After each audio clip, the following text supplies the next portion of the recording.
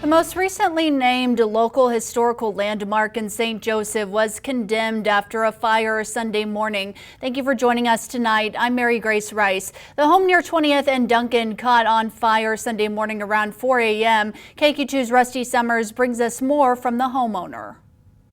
An early morning fire left one historical landmark home condemned. On July 13th, around 4 a.m., multiple crews from the St. Joseph Fire Department responded to a structure fire near 20th and Duncan.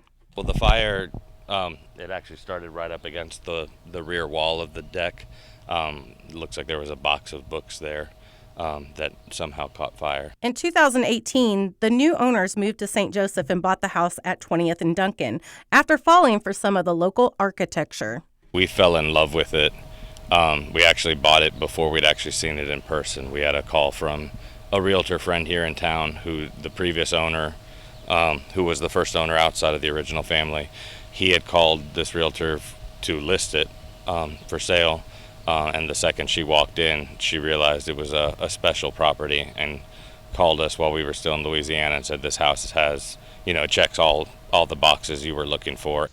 Joseph Pfeiffer built this house in 1867. The quality of the materials, and that's something that was commented on also by the fire inspector and people that have looked at the house.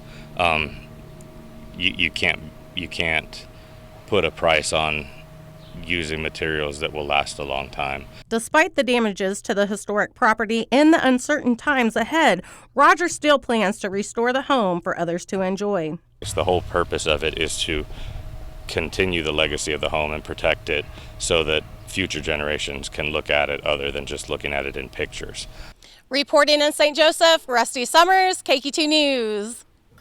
Rogers says the next steps for the historic property is working with insurance adjusters. Once a home is evaluated, they can begin getting the home weather tight and repairing damages.